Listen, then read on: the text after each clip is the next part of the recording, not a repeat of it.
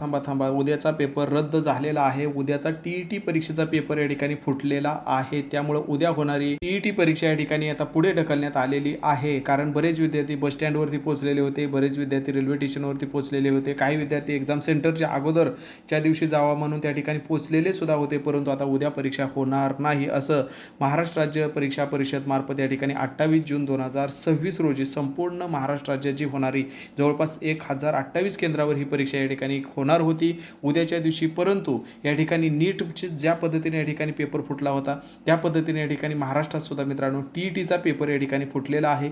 आणि कोणत्या ठिकाणी फुटला तर या ठिकाणी जर आपण बघितलं तर या ठिकाणी आपल्याला स्पष्टपणे सांगितलेलं आहे की आजच पहाटे काय झालं, पोलिसांना या ठिकाणी माहिती भेटली की भिवंडीमध्ये काही माणसांकडे प्रश्नपत्रिका असल्याचं या ठिकाणी पोलिसांना समजलं. भिवंडी पोलिसांनी त्याच्यावरती धाड टाकली. धाड टाकल्यानंतर या ठिकाणी काय झालं तर काही प्रश्न जे परीक्षेमध्ये टीईटीची परीक्षा जी उद्या होणार होती तसेच सेम टू सेम प्रश्न त्या माणसांकडे आजच होते.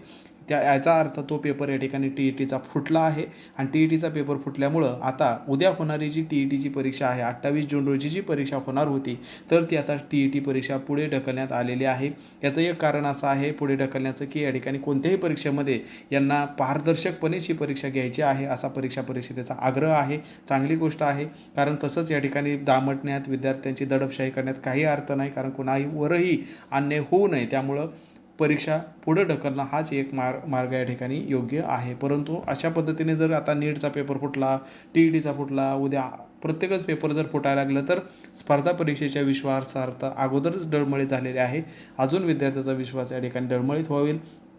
त्यामुळे सरकारने याची पुढील काळामध्ये काळजी घेणं खूप गरजेचं आहे. तर ही जेवढी शक्य होईल तेवढ्या आपल्या इतर बांधवांपर्यंत मित्रांपर्यंत पोहोचवा, जेणेकरून त्यांचा जो हेलपाटा आहे परीक्षा केंद्रावर जाऊन माघारी येण्याचा तो या ठिकाणी वाचेल.